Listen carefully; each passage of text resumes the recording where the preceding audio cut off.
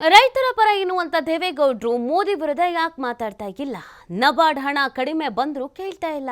ಮಂಡ್ಯದಲ್ಲಿ ಸಚಿವ ಚಲುವರಾಯಸ್ವಾಮಿ ಬೇಸರ ವ್ಯಕ್ತಪಡಿಸಿದ್ದಾರೆ. ಕೇಂದ್ರದಿಂದ ಅಕ್ಕಿ ಕೊಡದೆ ರಾಜಕಾರಣವನ್ನ ಮಾಡುತ್ತೆ. 100 ವರ್ಷದ ನಂತರ ಬಂದಂತ ಬರಗಾಲಕ್ಕೆ ಪರಿಹಾರ ಕೊಡಲಿಲ್ಲ. ಬಿಜೆಪಿ ಜೆಡಿಎಸ್ನ ಯಾವ ಸಂಸದರು ಕೂಡ ಹೋರಾಟ ಮಾಡಲಿಲ್ಲ. ಗ್ಯಾರಂಟಿ ಯೋಜನೆ ಬಗ್ಗೆ ಕೆಟ್ಟದಾಗಿ ಬಿಂಬಿಸಿದ್ರು. ಆದರೆ ರಾಜ್ಯದಲ್ಲಿ ಯಾವುದೇ ಅಭಿವೃದ್ಧಿ ಕಾರ್ಯ ಮಾತ್ರ ನಿಂತಿಲ್ಲ.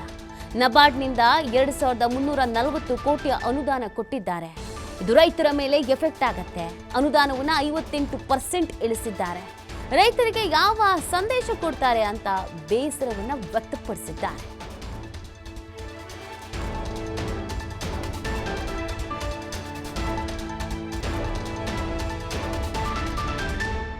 ನಬಾರ್ಡಲ್ಲಿ ಇದು ಮೊನ್ನೆ ಚುನಾವಣೆಗಿಂತ ಮುಂಚಿತವಾಗಿ ಬರಗಾಲ 100 ವರ್ಷದ ನಂತರ ಇದೊಂದು ದೊಡ್ಡ ಬರಗಾಲ ಅಂತೇಳಿ ಮೆಮೊರಂಡಮ್ ಮಾಡಿ ಕೊಟ್ಟು, ಕರ್ನಾಟಕದ ಮೆಮೊರಂಡಮ್ಮು ಭಾಳ ಪರ್ಫೆಕ್ಟ್ ಆಗಿದೆ.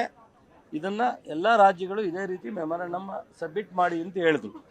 ಆದರೆ ಆ ಒಂದು ಮೆಮೊರಂಡಮ್ಗೆ ಕೇಂದ್ರದ ಅಧಿಕಾರಿಗಳು ಕೊಟ್ಟಂಥ ರಿಪೋರ್ಟ್ಗೆ ಒಂದು HLCಯಿಂದ ಹೈ ಪವರ್ ಕಮಿಟಿ ಒಂದು ಮೀಟಿಂಗ್ ಇದೆ ಅಮಿತ್ ಶಾ ಅವರ ಅಧ್ಯಕ್ಷತೆಯಲ್ಲಿ. ಕನಿಷ್ಠ ಒಂದು ಮೀಟಿಂಗ್ನ ಕಂಡಕ್ಟ್ ಮಾಡಲಿಲ್ಲ.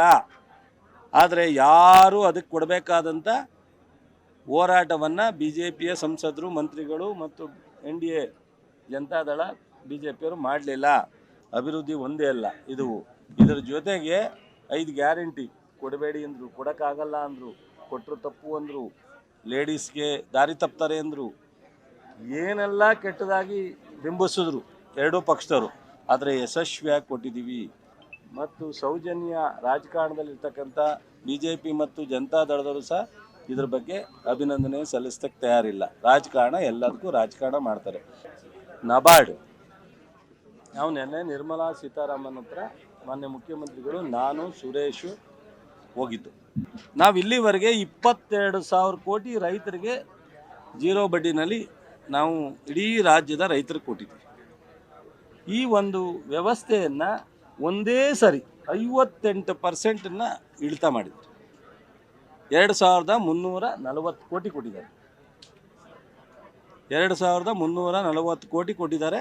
ಒಂದೇ ಸಲ 3,500 ಕೋಟಿಯನ್ನು ಇಳಿಸಿದ್ದಾರೆ. ಏನು ರೈತರಿಗೆ ಇವರು ಸಂದೇಶ ಕೊಡ್ತಾರೆ ಕೇಂದ್ರ ಸರ್ಕಾರ? ದೇವೇಗೌಡರು, ಕುಮಾರಸ್ವಾಮಿಯವರು ಏನು ಸಂದೇಶ ಕೊಡ್ತಾರೆ?